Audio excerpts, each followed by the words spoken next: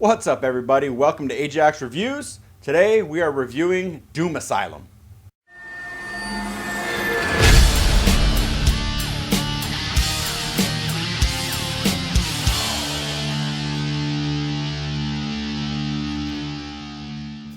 A horribly disfigured lawyer, wrongfully pronounced dead after a terrible car accident, is taken to an asylum for dissection, only to come back to life, kill everyone, and make the asylum his killing grounds.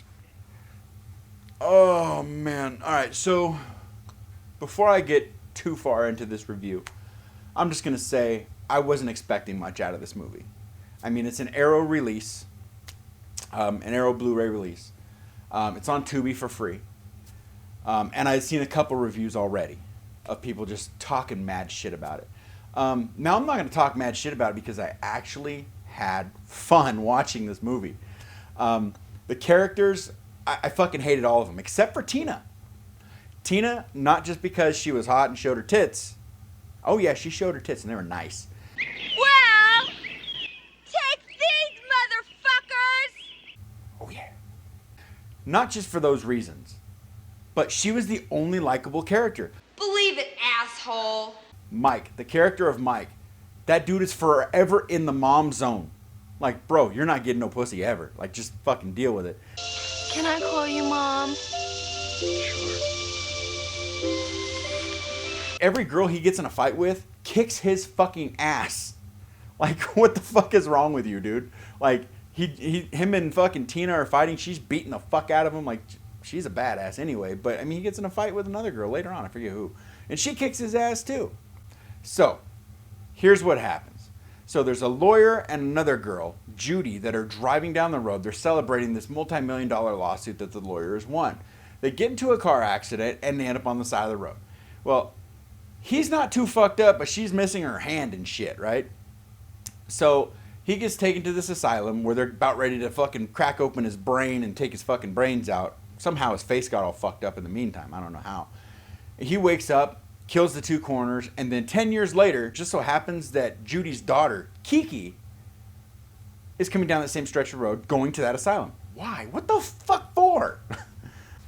So they get to the asylum. They find a fucking band. It's called Tina and the Tots that are playing music of some sort. I don't know what the fuck they were doing. But I'm looking, I'm like, Tina's pretty fucking hot. I understand the 80s trope of the black dudes dying first. Like, that's how it was in the 80s. But man, did you have to make him rap too? The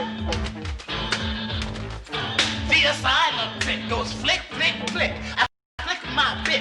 I eat my tick, tick, tick, tick.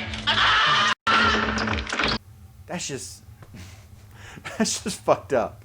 Like, he died, but he died while he was rapping. And it wasn't even a good rap. It was like some, you guys ever fucking listen to the Zip Zap rap?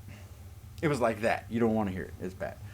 So anyway, back to the movie. So they're looking for each other. Fucking Tina gets killed by Kiki accidentally after fucking Tina saves her fucking life. She walks by, hits this lever, it sucks Tina in, it chops her up and turns into a big fucking meat block.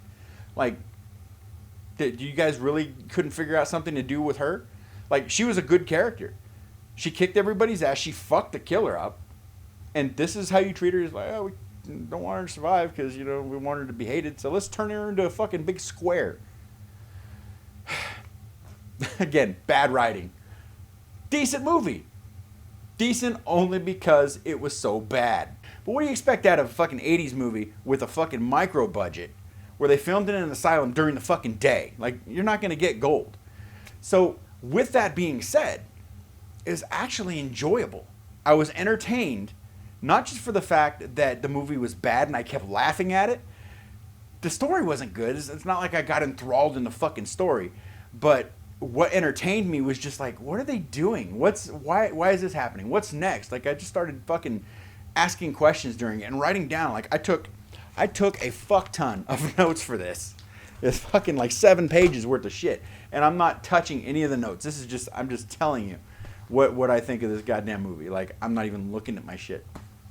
So what did I like about this movie? Well, I kind of already went into that, but I'll reiterate. I really liked the character of Tina. She was really good to look at. The kills were fucking cool looking.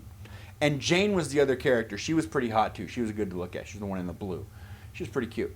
Other than that, I liked the movie just for the sake of liking the movie, because I was just having fun watching it. It's not like I'm going to go out and recommend this movie to everybody that I know. I wouldn't do that because it's not a good movie.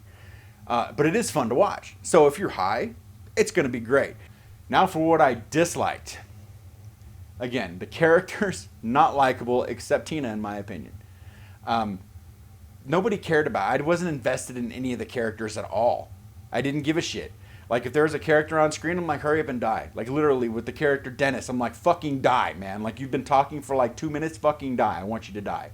The other thing that I really fucking hated, and I'm going to say hated because this is terrible. During the movie, they kept cutting back to Sweeney Todd. The old black and white Sweeney Todd, like the fucking lawyer was watching it. But he would literally be walking to go kill somebody, and he would cut, and he's back in his boiler room, and he's watching Sweeney Todd. And it would show like 2 minutes of that, then it would cut back and he's walking to go kill somebody. Like, what the fuck, dude? Like, you guys really needed to fill that space, didn't you? Because that's about 10 minutes. This movie is the definition of lazy filmmaking. All except for the kills, everything was lazy. The character development, the script, the fucking location, when they filmed, how they filmed, it was all fucking lazy. But I really enjoyed watching this movie. And I'm always against remakes. But I want to remake this fucking movie. I think I can make it really fucking cool. So there's that. I'm going to give it a 2 out of 5, guys. Until next time, stay smart, stay clean, keep the dream. Don't let the man get you down, because if he does, he might take Judy's old fucking hand, stick it up your ass, and you might diddle yourself with it. Wait, can you do that? You might. Okay.